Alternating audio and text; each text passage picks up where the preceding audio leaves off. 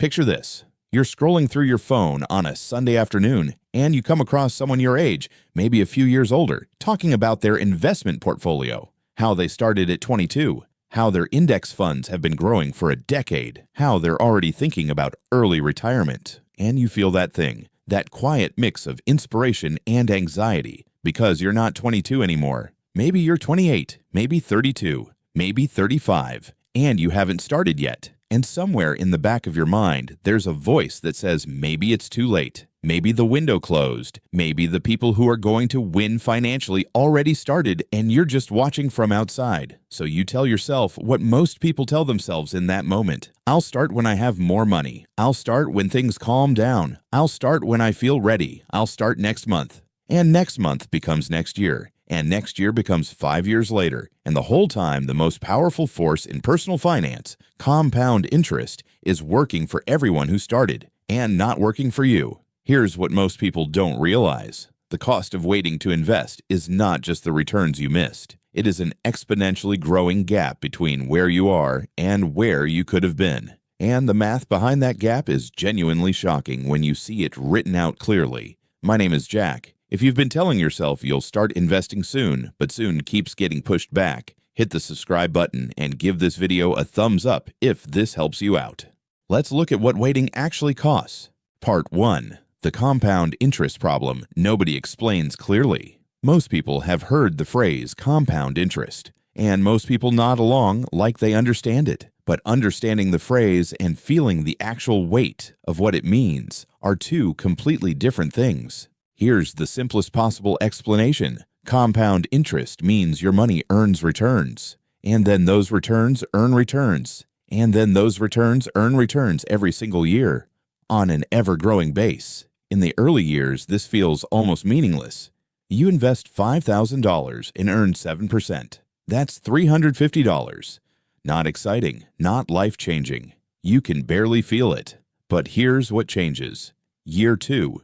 You're earning 7% on $5,350, not $5,000. Year 5, you're earning 7% on roughly $7,000. Year 10 on roughly $10,000. Year 20 on roughly $20,000. Year 30 on roughly $38,000. The base keeps growing. The returns keep growing with it. And at some point, the growth happening inside your portfolio in a single year exceeds what you originally invested. Albert Einstein allegedly called compound interest the eighth wonder of the world. Whether he actually said that is debatable, but the math behind the idea is not. Given enough time, compound interest transforms modest, consistent investing into serious wealth. The catch, and this is the part that makes waiting so expensive, is that it needs time more than it needs money. Part 2. The cost of waiting 5 years. Let's run the numbers. And I want you to actually sit with these because the difference is larger than most people expect. Person A starts investing at age 25. They invest $300 per month into a broad market index fund, earning a historical average of 7% annually. They do this consistently until age 65. 40 years of investing. Person B waits. They tell themselves they'll start when things settle down, when the debt is paid, when the income is higher. They start at age 30. Same $300 per month. Same 7% return. Same discipline. Just 5 years later. After 40 years for person A, at age 65, their portfolio is worth approximately $798,000, nearly $800,000 from $300 per month. Person B at age 65, after 35 years of investing, has approximately $553,000. Same monthly investment, same return. The only difference is 5 years of starting time. The cost of that 5-year wait is approximately $245,000. $245,000 gone. Not because person B made bad investments, not because they earned less or spent more. Simply because they waited 5 years to start. And here's the part that makes it worse. Person A contributed $300 per month for 40 years, a total of $144,000 out of pocket. Person B contributed $300 per month for 35 years, a total of $126,000. Person B actually put in $18,000 less of their own money and still ended up with $245,000 less because the returns on those early years, the returns that were compounding for decades, were gone. That is the real cost of waiting. It is not just the returns you missed. It is the compounding of those returns for every year that followed. Part 3. The cost of waiting 10 years.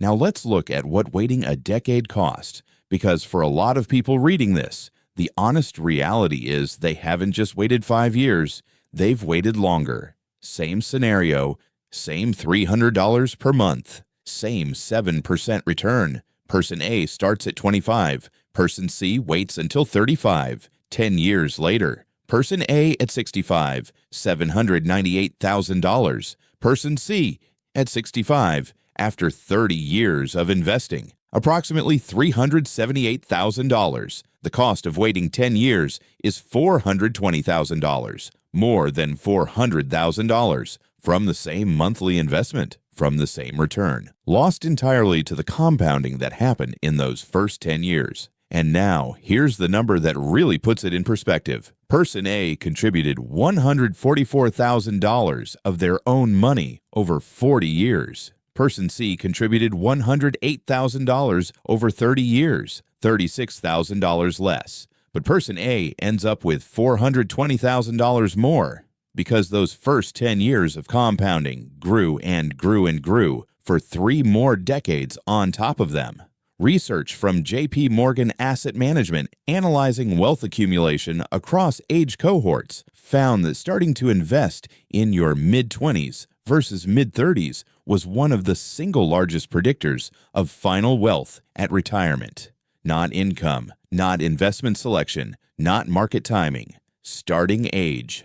The market does not care how smart you are. It does not care how busy you were. It does not care that things were hard in your 20s. It just keeps compounding for the people who are in it. And it keeps the gap growing for the people who aren't. Part 4. The reasons people wait and why none of them hold up. Let's talk about the actual reasons people give for waiting, because they feel legitimate in the moment, and they need to be addressed directly.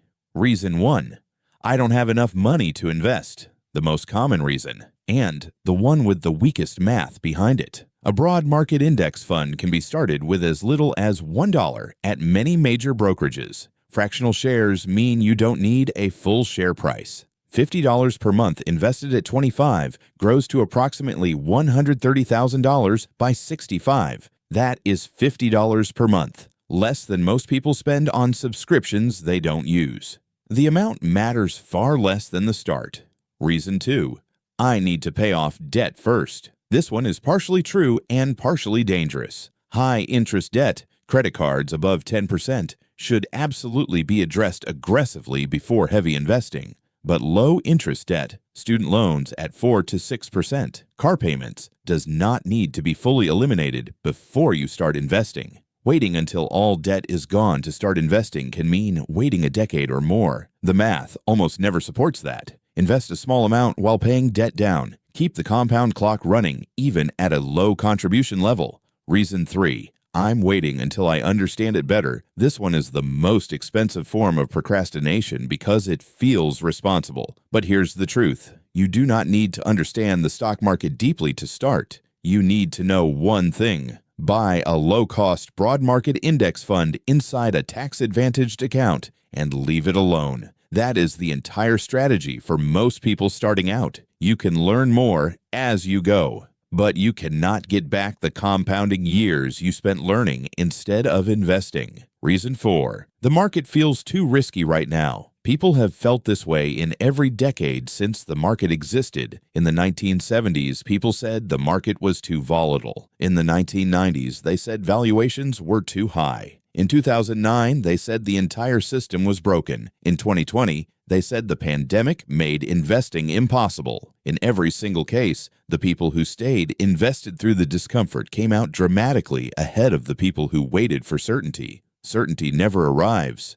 The market does not wait for you to feel comfortable. Part 5. What starting today actually looks like. Here is the practical reality. If you haven't started investing yet, the second best time to start is today. Not next month, not when the debt is paid, not when the income improves. Today, here's the minimum viable starting point. Open a Roth IRA if you're in the U.S. or the equivalent tax-advantaged account in your country. Takes 15 minutes online at Vanguard, Fidelity, or Schwab. Fund it with whatever you can, even $50, even $100. Buy one broad market index fund, a total market fund, or S&P 500 fund. Set up an automatic monthly contribution of whatever amount you can commit to consistently. Then leave it alone. That is the complete starting strategy. Not complicated, not requiring deep market knowledge. Just a decision made today instead of delayed to a future month that keeps not arriving. And here is the number I want you to think about as you decide whether to start today or wait one more month. Every month you wait at age 30 with a $300 per month contribution plan costs you approximately $2,300 in final wealth at 65. 1 month, $2,300. That is not a number that gets better by waiting. Part 6. The honest encouragement. Here's what I want to say directly to anyone who is sitting here feeling behind. You are not too late. The math is real, and the gaps are real. I showed you that. But the math also shows that someone who starts today at 35 and invests consistently until 65 still builds over $370,000 from $300 per month. That is real wealth. That is financial security. That is a retirement that doesn't require working until you physically cannot anymore. The worst financial decision is not starting late. The worst financial decision is using starting late as a reason to never start at all. Every day you are invested is a day compounding works for you. Every day you wait is a day it doesn't. The gap between those two outcomes grows with every passing month. Start today with whatever you have, in the right account, in a simple, low-cost index fund, and then let time do the one thing that no amount of intelligence or market knowledge can replace. If this video helped you understand what waiting is actually costing you, hit the subscribe button, give this a thumbs up, and comment below. How old are you, and when are you planning to start? Or when did you start? Let me know, because sometimes seeing where other people are in the journey is exactly the push someone else needs to finally begin.